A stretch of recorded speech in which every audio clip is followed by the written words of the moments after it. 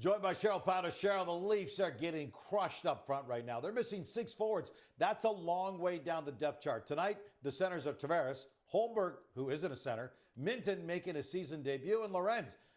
They've done well without Matthews so far, but the press box is now more crowded than the bench. How long can they keep this up without Matthews out, given their current situation at center?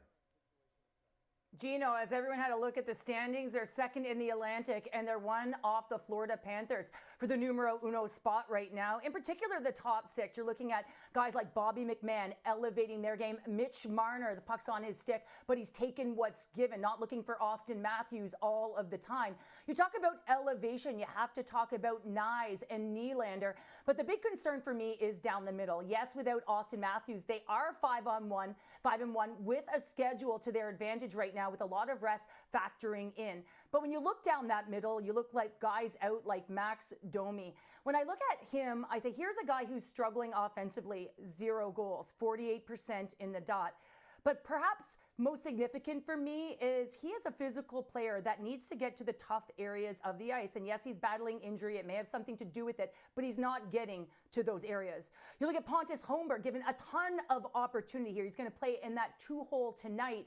And you look at his game, 0 goals as well, often in that 3C. And then, of course, David Kampf, who's better in the dot. But again, although he is out, he has 0 goals as well, as he's often been in that 4-hole. So when you look at the leanness down the middle, I like that we're seeing guys enter into the lineup.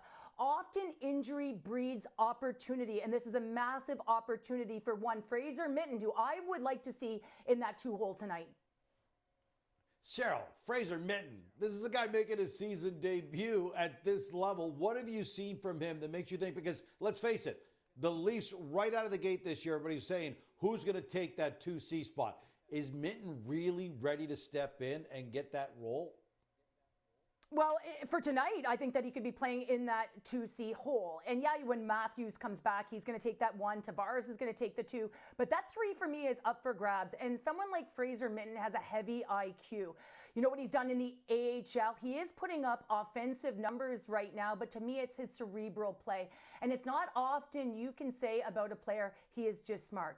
Front and back, he has got such a heavy IQ that he is going to make his flanks so much better. So I would love in this opportunity to see him playing with a Nyes and a Nylander, right? A couple of guys that can get to tough areas. You know that really when the puck is on his stick, he can create some space, and you know he can take it to the net and put it in. So for me, if he was in the middle of those guys, he could use that IQ to his advantage, and then we'd really get to see him as that top prospect. You also look down the line. You look at down the middle, in particular around the trade deadline. If they're vying for a massive spot and opportunity as a cup contender, they will need to address it. And so they have to know, what do they have in the system? What do they have in the well?